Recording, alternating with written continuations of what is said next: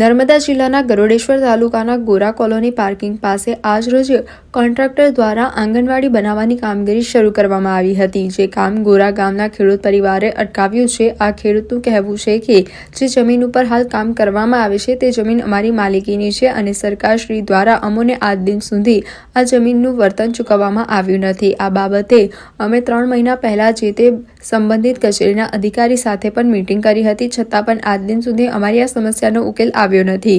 જ્યાં સુધી અમને ન્યાય નહીં મળે ત્યાં સુધી અમે આ કામ નહીં થવા દઈએ। ગોરા ગામની આસપાસ ઘણી જમીનો છે કે જ્યાં જમીન માલિકોને વળતર મળ્યું નથી, તેમ છતાં પણ વિવિધ કામગીરીઓ થઈ રહી છે।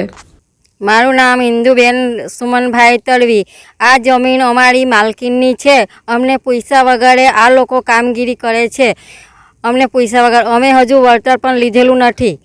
અમારો સર્વે નંબર 35 છે। અમને કંઈ ચૂકવ્યું નથી ને એ લોકો અમને પૈસા વગર બધું કામગીરી કરે છે। આંગણવાડી માટે બનાવવા માટે એ લોકોએ અહીંયા બધું સાફ સફાઈનું કામ કરી રહ્યા છો, એટલે અમારે હમણાં આપવું નથી। મારું નામ અલ્પેશભાઈ દિનેશભાઈ તડવી, હું ગોરા ગામનો રહેવાસી છું।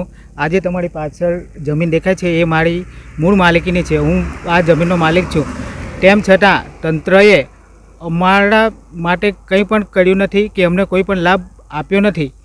છતાં તંત્ર વારંવાર અમે રજૂઆત કરીએ છીએ, અમારી રજૂઆત સાંભળતા નથી અને એ લોકો કામગીરી ચાલુ કરી દે છે।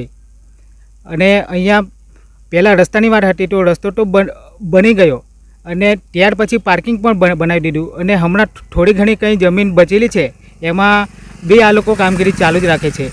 તો અમારા પ્રશ્નનું નિરાકરણ તો લાવતા જ નથી। તો સરકારને મારી નમ્ર વિનંતી છે કે અમારા પ્રશ્નનું નિરાકરણ લાવે, ત્યાર પછી આ જમીન પર જે કંઈ કામગીરી કરવાની હોય તે કરી શકે છે।